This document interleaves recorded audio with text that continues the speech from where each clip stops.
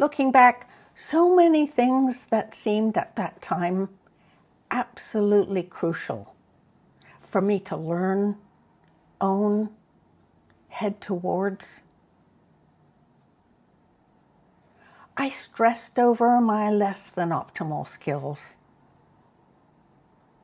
Not just here and there, but over and over. My lack of a big budget. And then I stressed over not being able to do things perfectly. And I really wanted to be more generous. Oh, that small budget, yeah. I wanted to be more giving. And now I'm a little old lady. And all of those things, they just seem inconsequential to me. Not worth a moment of fuss. Why, oh why did I tear my hair out over them? Stay up till late at night trying to do things that were hard for me to master. That maybe I never would. But these days, I'm feeling kind of smirky, to tell you the truth. I'm in the mode of bing, bing, bing, snubbing my nose at some of the many things that I held myself responsible for and all of a sudden can let go and say no. I'm going to have at it with a few today. Let me get started.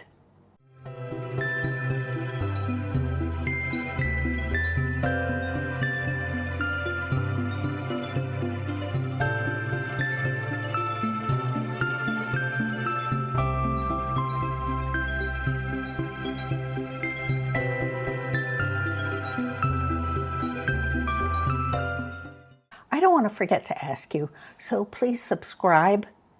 It really helps the channel. It lets YouTube know that we older folks really need authentic and relevant material for us. And alike, I bet you realize those could be really nice at the end of the day. So hit one of those for me. And just so you know, I started memberships called Have a Little Sit. Mostly for now, so we can have a nice little chat. That's my goal at any rate. Onwards. Because we gotta talk. What do we gotta talk about? Cocktail parties. Cocktail parties. Of all the most irrelevant things in the universe that I'm bad at, it would be cocktail parties.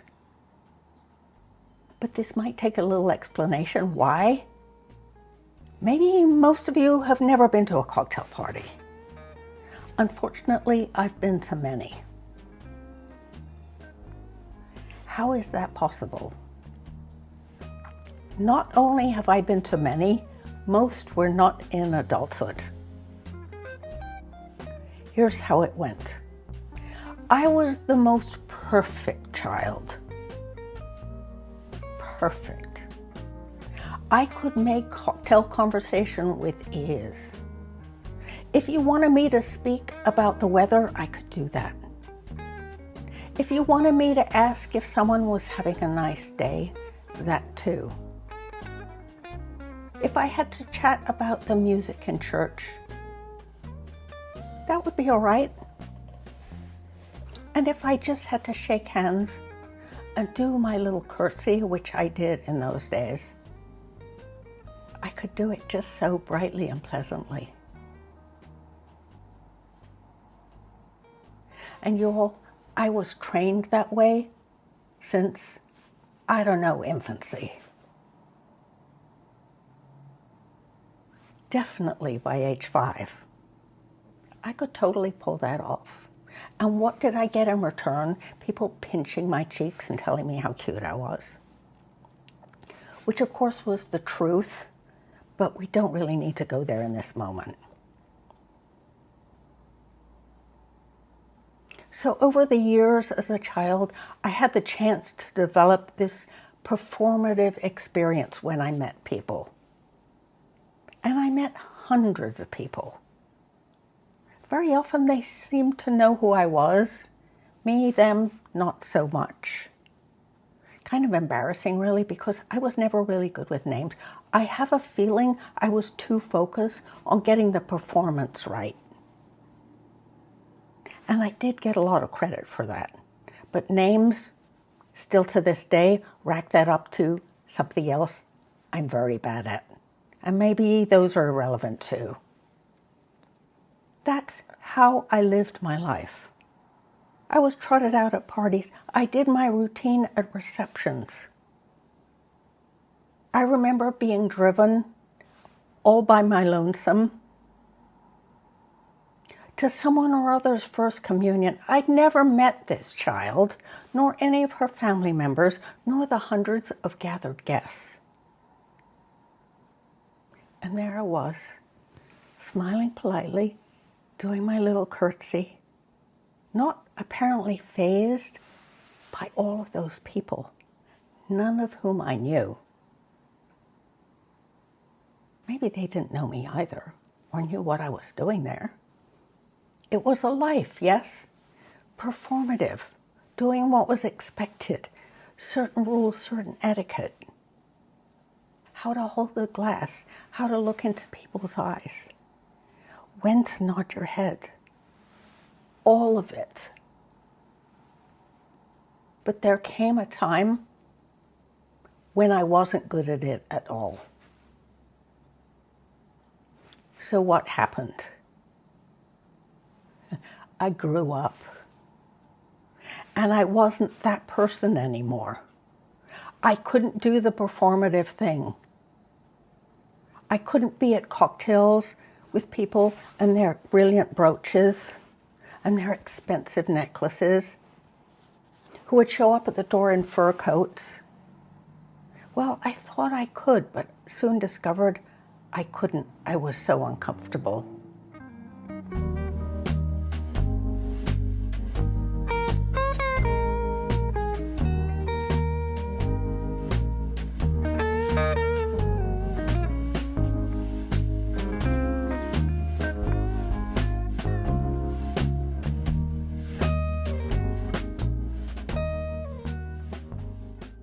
But here's what put the kibosh in the whole deal.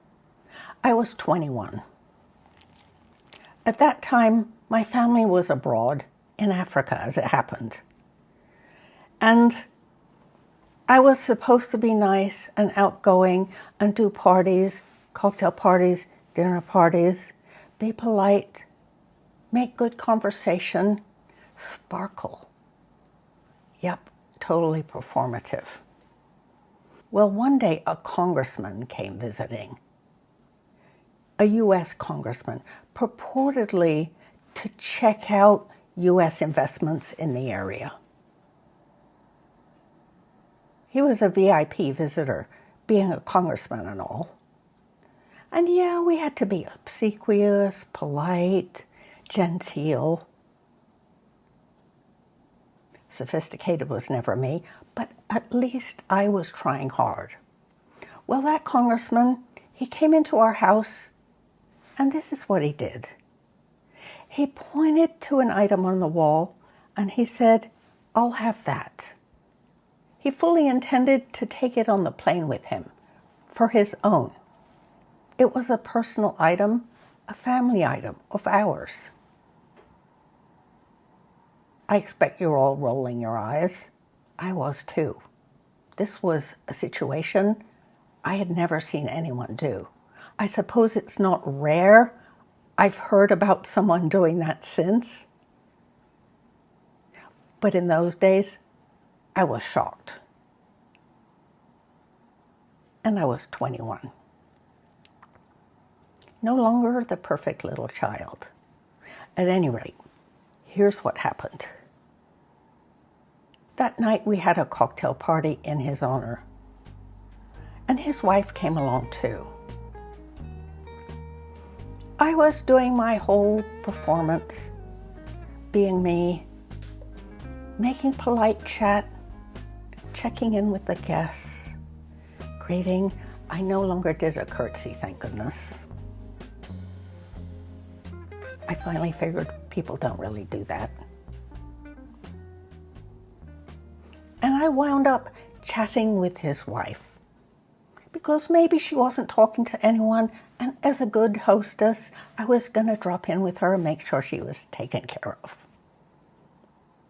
That she had company. I can't remember at all what her name was, and really that's not significant in this moment. So I was chatting with her, very superficial chit-chat. And my younger brother came alongside me. And he was trying the same thing. Of course, he wasn't as skilled as I was, but he was more charming. At some point in this conversation about absolutely nothing, he gave me a little nudge with his elbow. And he looked down with a smirk on his face.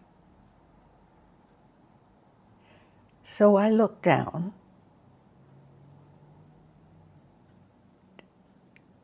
And I think I was self-possessed enough not to show that little smirk.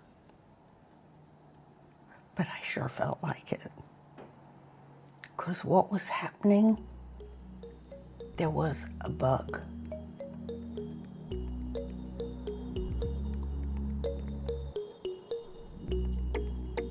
A bug. The kind of bug with legs. Not the kind that crawls on its belly. Not the cute kind like a ladybug. A creature with legs. A very significant bug. And this being Africa, gosh knows what it was. Anything could be a little bit dangerous. Now, if the woman I was talking to had been anyone except that congressman's wife, I would have felt more generous in spirit. But the problem was, she was that congressman's wife. If it had been anyone else, I would have let her know that she had a bug crawling up her leg. But I continued. Just minor chit-chat. And I saw her flinch. No attempt to brush anything off. Perhaps she was intending to be polite. And out of the corner of my eye, I watched it go up her leg. And then I told her this story about what had happened that morning. I explained that we had looked out of the window and there was a cobra in the grass, slithering through the blades. And that all of a sudden it reared up its head and got ready to spit. Could be fatal. I knew that, and that's what I told her. Very scary situation to have that happen right in the garden, outside the window where we were just standing. And this had been just hours before. So I told her that I wanted her to have the news. Well, it was so exciting that happened that morning. She didn't even bat an eyelid. Maybe she didn't even hear me feeling the feelies going up her leg, but I don't think so. She was just a mask. Plain. Unconcerned. And then that bug went up her skirt. A very unimaginative skirt. No frou-frou, just straight A-line. And that bug went up the skirt. And she's still not flinching. I can't believe it. And so vacant was the conversation. And I really had no wish to find out what would take place if she realized there was a bug heading upwards towards the nether parts in a place she couldn't see it. Yes, I had no wish to stand around. But in those moments, I think you can tell cocktail parties were never going to be my thing. Ever again. Yes, as a child. As a child, I could perform. I could do it A+. At 21, my skills were rusty. I was no longer invested in doing an A+ job. And my feelings in the moment, my feeling of discomfort with the whole event, with having to entertain this woman whose husband I detested, and with my own sense of inner delight that something could go terribly wrong, that made me irreparably incompatible with cocktail parties. But a gal could wish. I did want to be less clumsy, more suave, soigné. I would have loved to be able to slither into a cocktail party and present myself. But in that moment, that was never going to happen. Ever. I was done. I couldn't do. There was a piece of me that had to be real. And that wasn't going to work at cocktail parties. I went to just a few as the years rolled by, but never chose to go to them again. If I had to, yes. But otherwise, no thank you.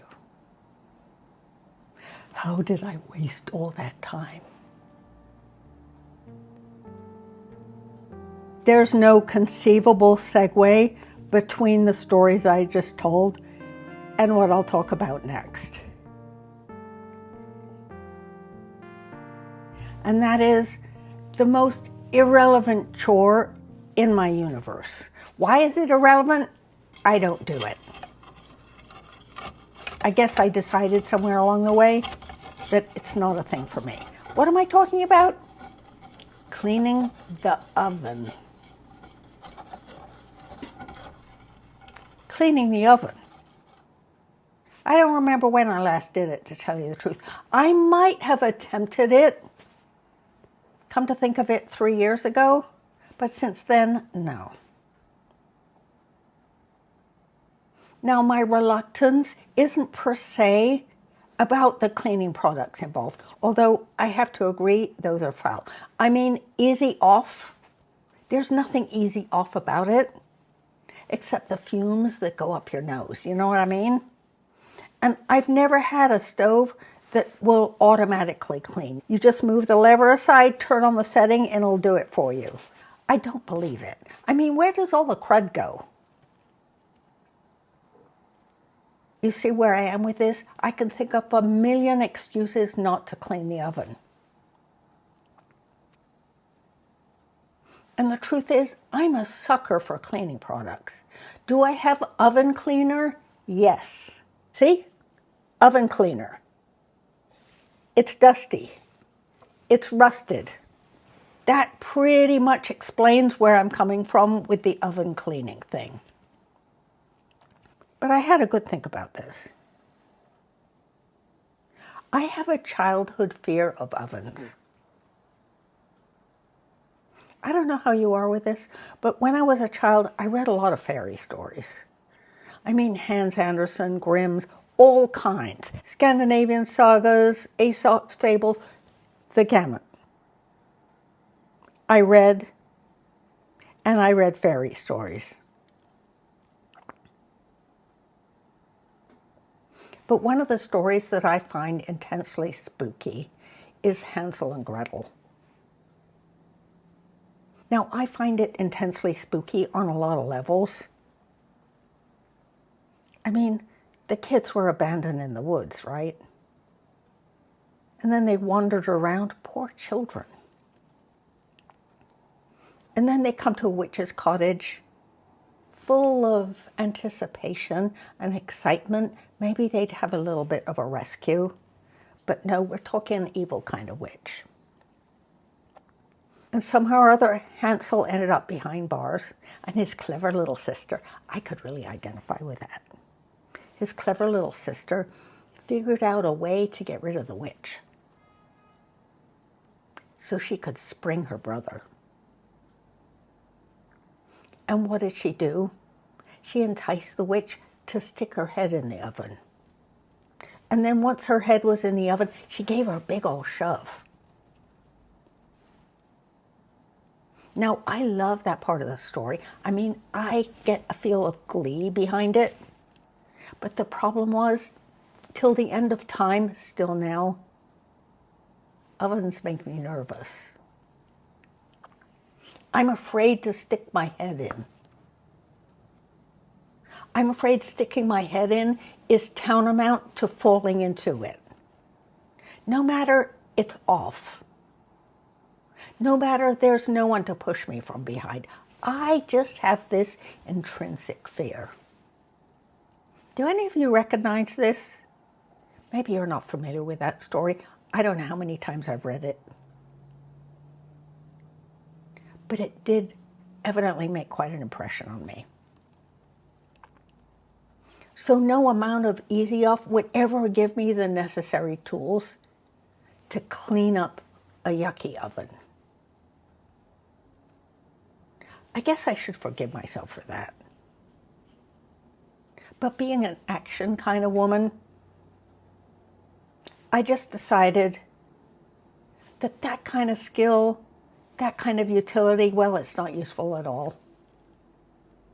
It's irrelevant. And I don't have to worry my little head about cleaning the oven. What I do have to do, because I always have an action plan, is never cook anything that's going to splatter. That seems to work out reasonably well. But sometimes I forget to put something in the oven that might explode. You know, like a potato. Forget it long enough, and you have an explosive potato mess. But yeah, that's where I am with oven cleaning. Maybe you just love it. I can't imagine. But put your 2 cents in the comments. I'm sure I'm the only one in the whole universe that has a witch complex, a la Hansel and Gretel. Oh, the things that bother us in our lives. The things we retain since childhood. Hard to believe, yeah. My next point, like the last, is not at all related. Just warning you. Not one little bit. I'm pretty good at most subjects. I guess you could call my education fairly advanced and very elite. I tend to forget that sometimes, but it kind of slips out. It is very advanced and very elite. But here's what it taught me, and the years afterwards. I feel comfortable picking up a book and trying to master the contents, no matter the subject. Well, some might look a little bit harder than others. I wouldn't want to study electric wiring, for instance. And I did have a bit of struggle with Bengali, but that mostly was laziness. I didn't exert myself very well. Perhaps I should have. And it wasn't for lack of will. But here's something I have exactly zero interest in, and that's astronomy. Sometimes I find that a little bit strange because we were the generation when astronomy became a thing. I have friends from college who are really good astronomers, professors, I know women my age who got into astrophysics. And it was our generation that produced the first women in space. Pretty much the first men, too. And then there was that whole thing about landing on the moon. That happened when I was in high school. No, don't want you to do that right now. No, I'm talking. No. In the middle of the night, just when I wanted to sleep. My mother woke me up, insisting it would be the moment of the century. For me, no interest. I wanted to roll over and get back to sleep. But she insisted. And so I had to get up in the middle of the night and watch Armstrong do his step thing and hear Walter Cronkite's voice. I much preferred Cronkite's voice to the actual landing, you know what I mean? Now, I suppose I should have been very excited, as my mother expected. But astronomy, I have exactly zero interest in. I could never remember the names of the stars. Oh, I could identify Orion's belt and the plow, but not a whole lot more. I just didn't care. All those vast numbers, they were beyond my ken. So many stars out there, I could never make out the constellations. And they all had weird names, you know what I mean? And then throughout my life and yours, astronomy became quite fashionable. There was that whole series on the cosmos. Remember Carl Sagan? I didn't give a rip. And then Stephen Hawking became fashionable. I have no idea what he was talking about. None. I didn't care for that man, and I'm sure I wouldn't have cared for his topic. No appeal whatever. Now, I thought astrology was kind of fun, but as far as I can tell, it doesn't have a lot to do with the stars, although it claims to. But here's the thing when it comes to stars and the universe above us. I think it's one of the most wonderful things in the world. Not from a mathematical physics kind of point of view, or vastly intellectualized, but to sleep outside in the blackness of the night and look up, and the whole sky is filled with stars.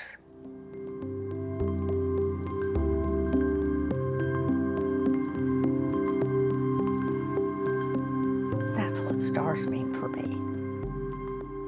That marvelous vision of the world, the universe around us. There's nothing like that. You don't see it in a city. You rarely see it on the East Coast, but out west with the vast open spaces, it's there. The magnificence and the brightness of those little lights. No, the eclipse didn't give me a sparkly brain in the least. Not in the least. I was more interested in the silence that descended on the world a couple of years ago when we had one here where I live. And the whole world went quiet. The creatures, the cars, the gabbing of people. That was fascinating to me. But by then, I had had an experience with the universe that I don't think I could have had any other way.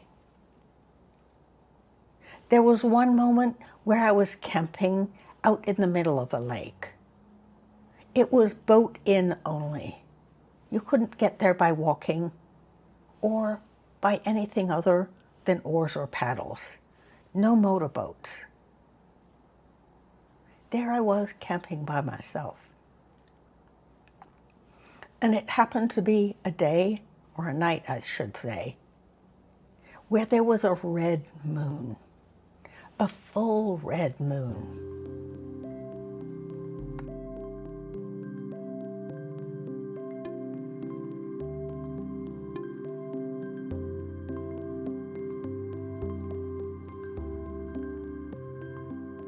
I don't think I've ever seen a red moon since then, or before that time. It was spectacular, huge, rosy. I sat on my camp spot, which had a first-hand view of this moon. Splash color over the lake. And the loons. The loons enjoyed it all. Their shrieking, their play, their flapping of wings, their wish to come closer to me, where I could feel them in the dark. My favorite birds. I love to watch those. And all fall that year, nothing better to do. I went to that lonely place and experienced those loons. Never again. But maybe that's it about the universe and what appeals to me. That you can get a moment. This isn't about learning. It's not about numbers. It's not about intellectual physics or imagining shapes and distances, trying to wrap your head around them. It's a simple visual and experience. This knowing that you're part of the world. And that's magical for me. And in these later years, I've let go any notion that I should know anything about astronomy. I just appreciate. Love the look. And find myself a place in the whole universe that's not mine, but it's there for me to enjoy. Yep, I'm bad at astronomy, but who gives a rip? Ding, ding. I'll bet you have one thing, two things, three things, or a whole series of things that you have hidden away, that you think maybe you're bad at, or maybe you know you're bad at. Reveal, pray tell in the comments. At our age, there's no reason to be embarrassed. There's all the more fun in snubbing our nose and realizing we can let those things go. We no longer have to worry our little heads about being great at them, getting that A+ in our minds, if not in school. And if our houses aren't perfect and our ovens perfectly clean, spick and span, or we've lost any intention to be polite and accommodating and sweet when presented with a room full of people you neither know or care to know if you're being real. Get yourself a little smirk and spill the beans. But for me, that's enough for now. Don't forget to subscribe and we'll talk soon, all right? See you then.